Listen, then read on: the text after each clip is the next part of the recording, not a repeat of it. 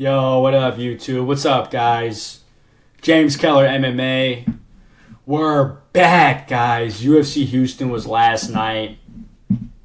Sorry if I'm a little down. Sorry this video's coming out a little late. UFC Houston was a decent card. It wasn't terrible. We had some good finishes, but I'm very upset. We'll get into that later. You know, it's whatever, guys. Okay, coming into the first fight of the night, the early prelim opener, we had Juliana Miller versus Carly Judice. Now, this fight went exactly how I expected it to. Carly Judice just being too much for Juliana Miller on the feet. Juliana Miller was able to secure a takedown in round one. She put Carly Judice in a bad position there for a second, but Carly was able to work her way back up, get back up, and then just have a dominant Carly Judice performance, landing on the feet, landing good, clean combos. She never really landed. She was hurting Juliana Miller, but she never really landed enough to start to put on that momentum to put her away. Juliana Miller did a good job of not getting finished in that fight. Exactly how I predicted it. I thought Carly Judice would go out there and have a dominant 30-27 decision, and that's exactly what happened. She kept it at a distance, kept it at her striking. I am excited to see what Carly Judice does have in store for us in the future. I do think she could have a good run at women's flyweight if she is able to, if she's able to develop her grappling just a little bit more.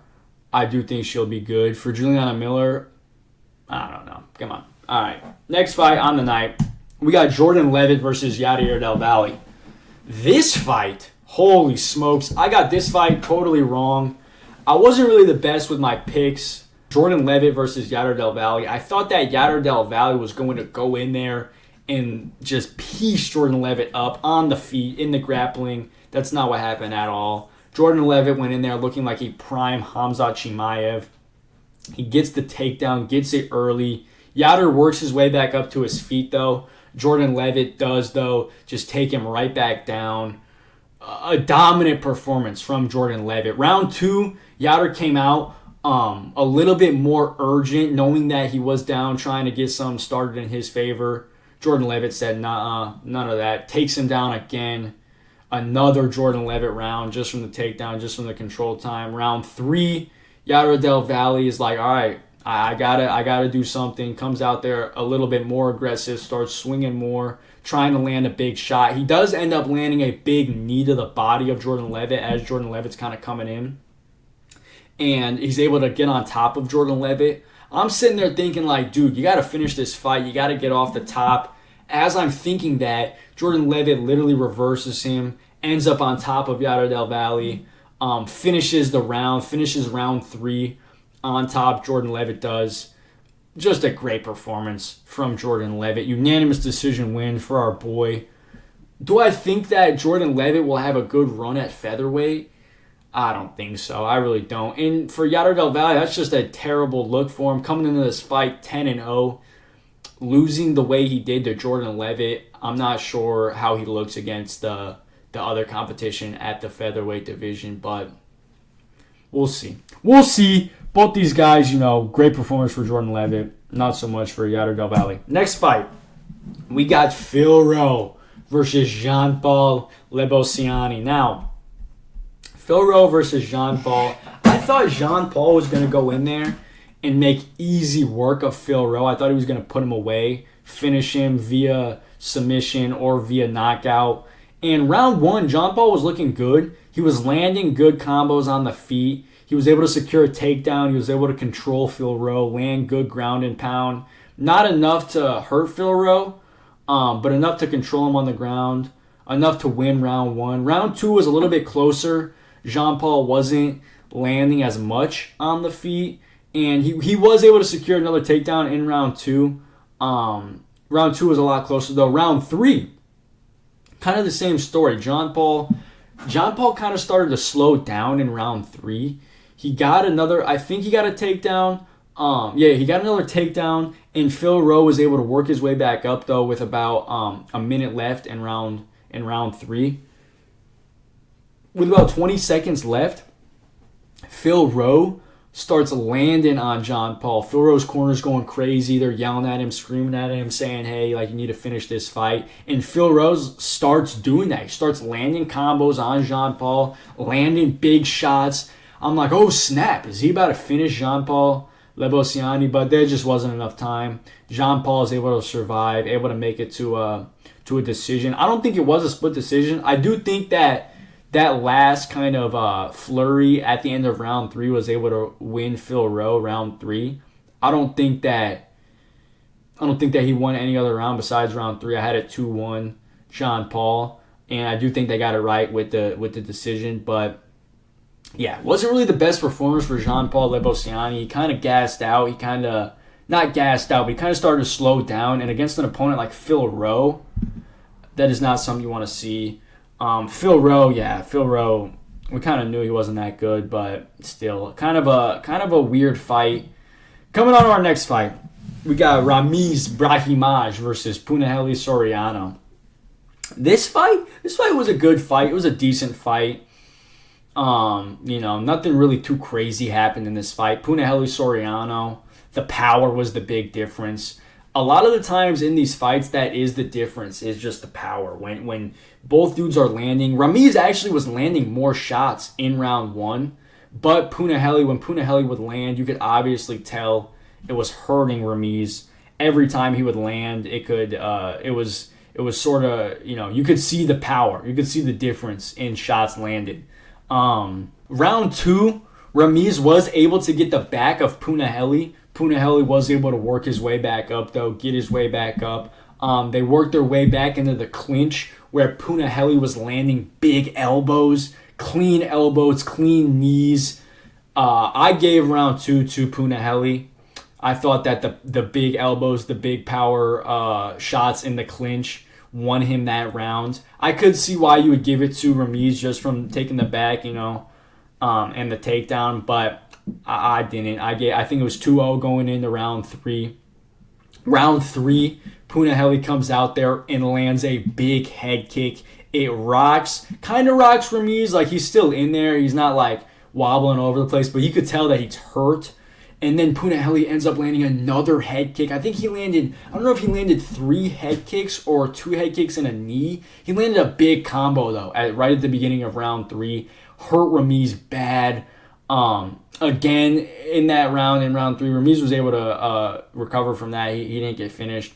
In that round, Punahele was able to land big elbows in the clinch again, big knees. I had that fight 3-0 Punahele, and so did the judges. Punahele won that fight via unanimous decision. It was a good fight. I do think Ramiz Brahimaj will come back. He will learn from this. He didn't look terrible in there. In round 3, he did threaten a guillotine choke, but it was never really threatening. It never was really sunk in there. I do think that Ramiz will develop, come back, learn from this. For Punahele, I think Punahele is going to get a fight right outside of the top 15 at welterweight. I think this was a great win for him. I think that he'll get a win right outside the top 15, maybe another tough contender, another tough matchup, and see where he stacks up. But it was a decent fight. It was a good fight. Coming on to our next fight, we got Nora Knoll versus Jocelyn Edwards. Now, this fight, the rematch, the much-anticipated rematch, we were all waiting for this. It was good. It was a decent fight. Round 1, they both come out. Jocelyn Edwards trying to grapple. Nora Knoll kind of big dogging her, pushing her around, reversing the takedowns when she's trying to get takedowns, hitting her with shots in the clinch. I had round 1 going to Nora Knoll. I was like, this isn't looking good. This might go like how the first fight went, where Nora Knoll was able to just land the bigger, more powerful shots. Jocelyn Edwards, though, round 2, comes out there, gets a takedown immediately, very, very quick. Nora Knoll gets up. Jocelyn Edwards doesn't let go, though, of that body lock, keeps that body lock in tight, holds on to her, able to pick her up and slam Nora Knoll on her side. When she slams her, you could hear this crunch. It was all like crunch. It was all like crunch as she crunched. The commentators were going crazy. They thought she was out because Nora Kanoa was literally just like laying there. She was like, because I don't know what she broke. She definitely broke something. Jocelyn Edwards starts landing ground and pound shots. Nora Kanoa, a tough SOB, starts working her way back up to her feet. Jocelyn Edwards ends up taking her back, sinking in the rear naked choke before she can get to her feet, sinks in the body lock, ends up tapping Nora Kanoa. It was a good finish. It was a great finish. Great way to end the rematch. Leave no doubt in the rematch. That's what Jocelyn Edwards was going out there to do. Beautiful fight. Beautiful fight for women's bantamweight. Okay, next fight on the night. Alvin Correa versus Louis Garul. This was a good fight. I predicted this fight, again, perfectly to a T. I said in my prediction video, the power would be the difference, and that's exactly what was. The first round, very, very close round. Both guys were landing. But when Alvin Correa would land on Louis Garul, you could tell the difference. You could see the power in Alvin Correa. It was hurting Louis. It wasn't hurting him, but it was doing enough to stop the forward pressure of Louis Garul. Round 1, I had it for Alvin Correa just from landing the bigger shots. Now, round 2 was a close round. Garul was able to shoot a takedown and get it on Correa. Alvin Correa was able to pop up, though, get right back up from the takedown. They were both landing in round 2, but like I said, the difference was the power. Correa was landing the more powerful shots, the bigger shots. Round 3, Alvin Correa landed a combo that sort of hurt Garul to the body. This fight, I feel like Alvin Correa should have went in there looking for a finish in round 3. He was up 2-0. I mean, I get why he didn't. Louis Garul is a tough SOB, but I don't know. I think that when you're winning like that, you're obviously better than your opponent. You should try and maybe pick up the pace, maybe try and put a little bit more on him. It was kind of a boring fight, I'm not gonna lie. We'll see how Alvin Correa does against other flyweights. He is big. He is 5'8" for a flyweight. He's a big flyweight, but against somebody who's a little bit better than Louis Garul, I'm not sure how he does. Okay, coming on our next fight. Speaking of flyweights, we love the flyweights. Holy smokes. Ode Osbourne versus Alibi Idris. I've been calling him Idris. Sorry, Alibi. I didn't know your name was Idris. Alibi Idris versus Ode Osbourne. Excuse me. This fight was kind of a weird fight. I predicted it, though. I did predict this one. Alibi landed on Ode Osbourne early in round 1. He was every time that Alibi would land on Ode, it would kind of hurt him. There's a couple times where Alibi would land on Ode, and Ode would have to put his hands on the ground because he got rocked or because he got hurt, or he would slip backwards. And every time Ode was landing on Alibi, but every time Ode would land on Alibi, it just wasn't hurting him to the same effect. And Alibi was able to secure takedowns. He got a takedown in round 1, in round 2, in round 3. Able to secure takedowns, able to secure control time. And that's why Alibi won this fight. In round 2, though, Ode Osbourne did have a moment where he hurt Alibi with a couple shots to the body, a couple hooks to the body. And then Alibi shot in for a takedown that Ode stuffed. And I was like, oh snap, this might be the momentum shift for Ode Osbourne, but it wasn't. Alibi was able to get a takedown later on. Now, nothing really much happened in this fight. I predicted it. I knew that Alibi was going to go in there and secure a unanimous decision win. Maybe do Alibi versus Alvin Correa, because I don't even know. Flyweight is such a great division. I love it. Okay, coming into this next fight. This fight, holy smokes. Chidi Njokuani versus Carlos Leal. This fight almost made me have a freaking aneurysm mid-fight. Coming in there, I picked Chidi Njokuani. I was like, Chidi Njokuani is going to sleep Carlos Leal. Carlos Leal comes in there way too reckless, way too wild. He's going to get caught. And round 1, Chidi Njokuani starts landing kicks to the leg, teeps to the body, and Carlos Leal does what he does. He closes the distance and starts throwing heavy bombs.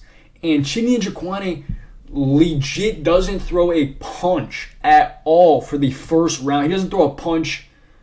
I think he threw like 3 punches in the first round, but every time Carlos Leal would try and throw big combos, Chidi Njokuani would like try and grab him or literally just like close up. I don't know. I was so surprised how Chidi didn't get hurt more in that fight or rocked at all. Literally, like he was just not throwing counter shots. Carlos Leal was just in his face, closing the distance. Because that's the thing. Chidi Njokuani is such a longer fighter. For Carlos Leal to close the distance, he has to get real close to Chidi Njokuani. So you could see how close Carlos Leal was getting, and then he would just start throwing bombs, throwing big combos. Round 2, Chidi was able to keep Carlos a little bit off him, a little bit more with the kicks to the leg, with the kicks to the body. But still, Chidi was just not throwing any combos, any long combos, any 1-2s. He was throwing maybe a 1 punch, a 2. Like he was not throwing anything enough to keep Carlos Leal away. Carlos Leal wins this fight via unanimous decision. It says that they're close here on the strikes. It says that it's 126 to 124. I don't believe that, though. I think that Chidi Njokuani, I don't know. He looked terrible in that fight. I think that he went in there with the game plan of not brawling with Carlos Leal, of keeping it at a distance with his kicks. And, but you can't do that if a dude is just coming in there trying to brawl with you. You have to hit him with counter shots to keep him away, keep him at a distance, and Chidi Njokuani just didn't do that. Unanimous decision win for Carlos Leal. I don't even know what's next for either of these dudes. Like, come on. What a fight. Great fight. Okay, coming on to the main card. Main card opener, we have Michel Pereira versus Zachary Reese. Now, again, I predicted this fight perfectly. I said Michel Pereira was going to win. I couldn't have taken Zach Reese just because of the way he fights with his chin being so open. And that's exactly what happened. Michel Pereira comes in there landing shots on Zach Reese, hitting him with big shots. Michel Pereira did start to slow down in round 2, in round 3. But still, every time Zach Reese would come in and close the distance, he would just walk forward with his chin straight up in the air, wide open for Michel Pereira to hit, and Zach Reese just got hit a lot in that fight. Zach Reese did have some success in round 3 and in round 2.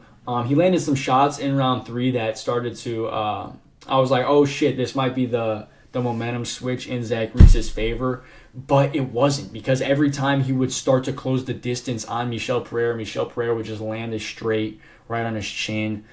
Zach Reese's face was all messed up. Yeah, I predicted that Michel Pereira, if it went to a decision, he would be able to just land the bigger, more powerful shots, hurt Zach Reese, and that's exactly what happened. Ah, fucking hell, dude. This is the reason I'm upset. Performance of the night. Yeah, cool. All right. Josiah Harrell versus Jacoby Smith. Guys,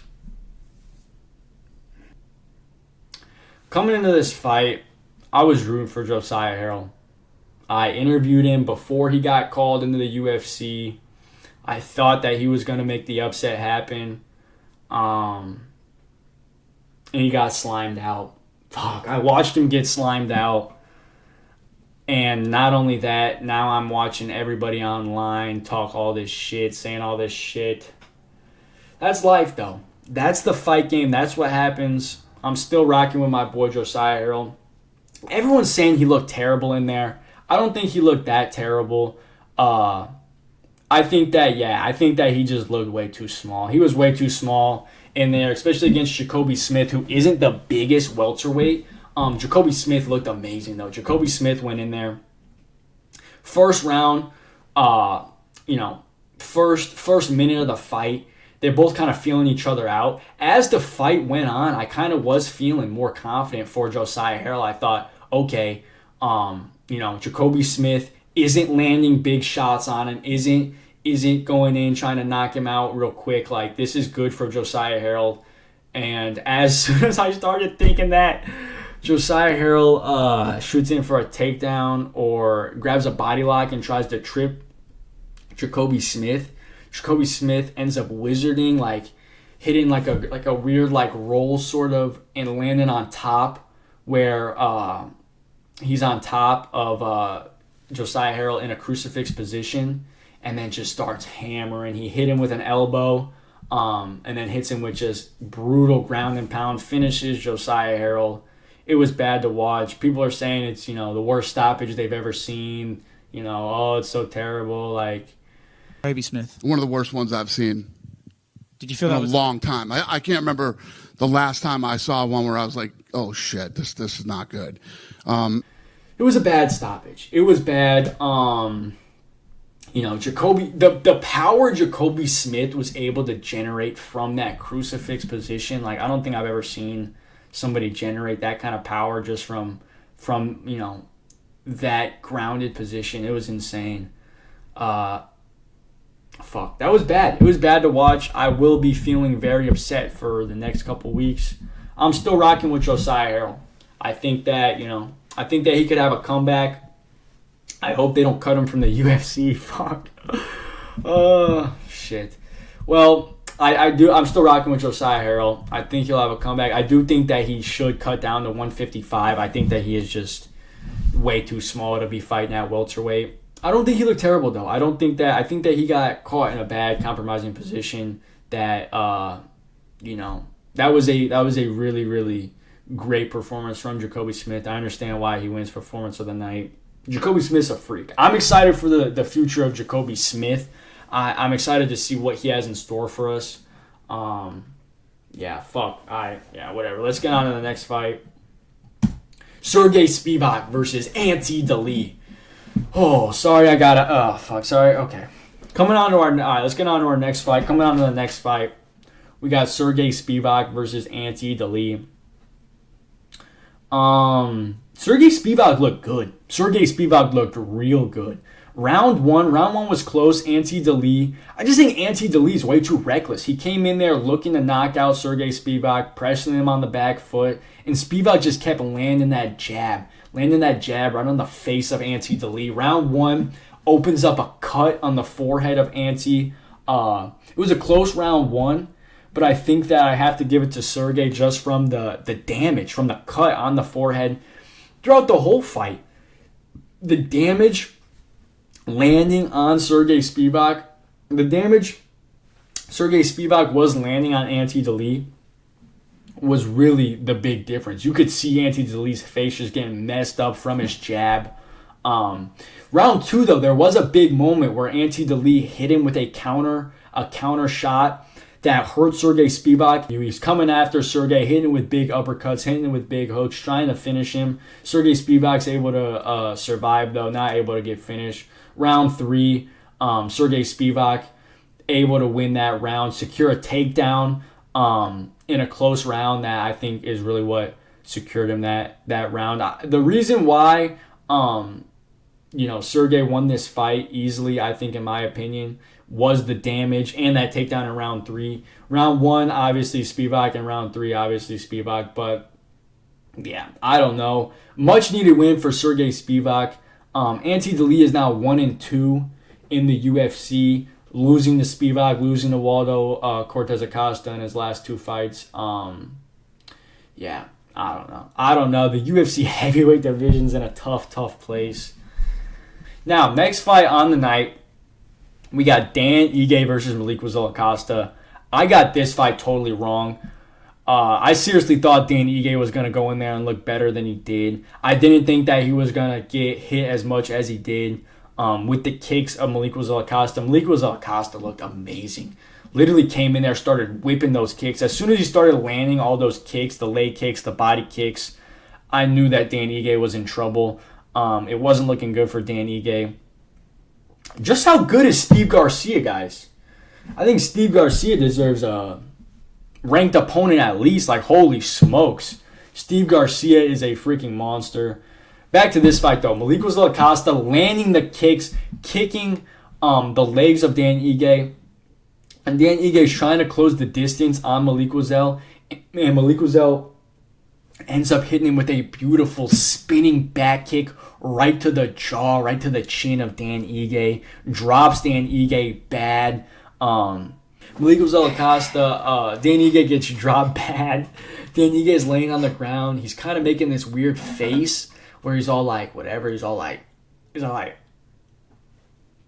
he just got smashed with a spinning back kick. The spinning back kick wasn't like one of those spinning back kicks where it's like where you like whip it around. It was kind of like whatever, like when where it's all tucked in and then you spin and then boom, like explode it right in the dude's face.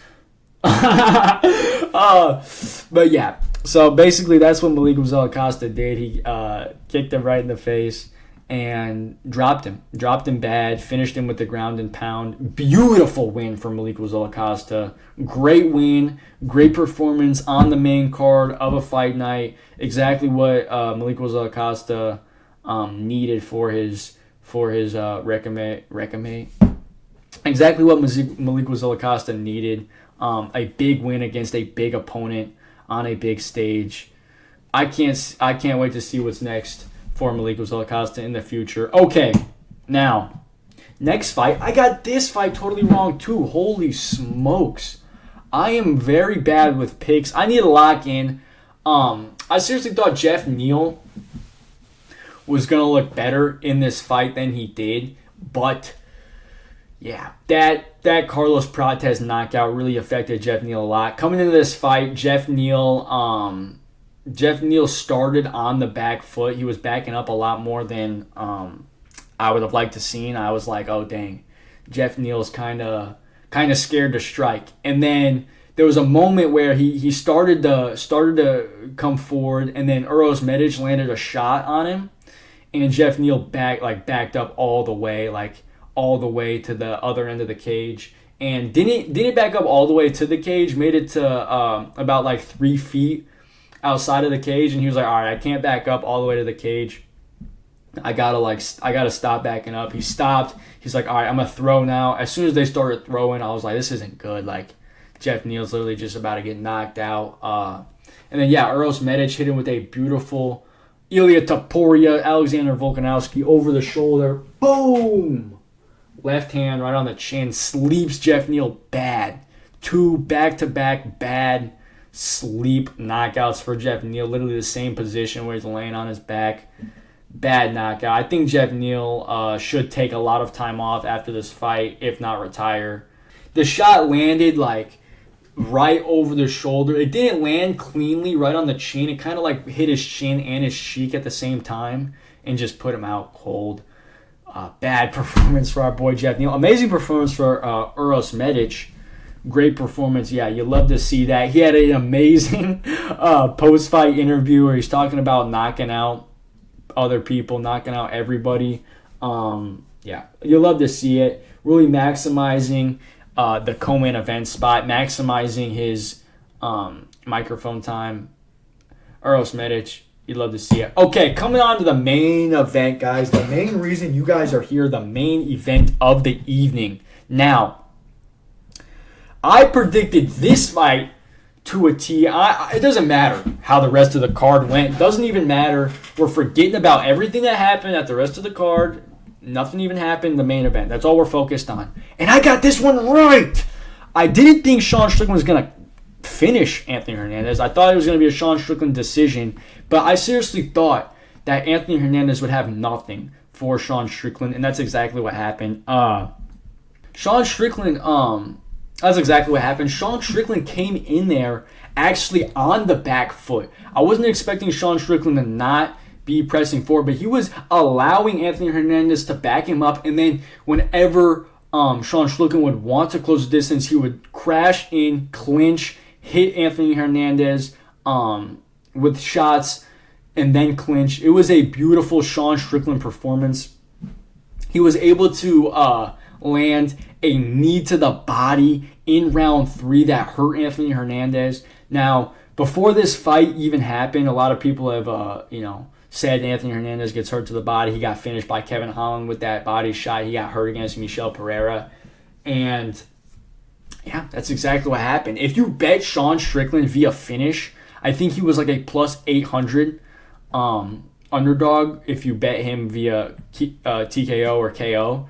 Just a great, great fight. I don't know why. Just a great, great bet. I don't know why Sean Strickland was such a big underdog going into this fight. Yeah, bad odds. Bad fight for our boy Anthony Hernandez. I feel bad for him. I think that he does come back from this. I don't think that this is the end of Anthony Hernandez. Okay, what's next for both these men? I'm not really sure. Sean Strickland did call out Khamzat Chimaev. I really hope he doesn't sit out and just beg for the title shot, say he deserves it until he gets it. I think that he should fight at least one more time. He is 2-2 in his last 4. Last 2 wins being Hernandez and Paulo Costa, and then last 2 losses being, of course, to DDP. But I think that Strickland should fight at least one more time before they give him the title shot. For Anthony Hernandez, I think that he needs to work his way back up, obviously. Not work his way back up, but fight another contender, maybe below him in the rankings. But yeah, good fight. Beautiful fight. Great finish by Sean Strickland. You love to see it. Sean Strickland was even shocked that he finished him. Yeah, good fight night overall. Love to see it. Yeah, we'll see you guys on the next one. Peace!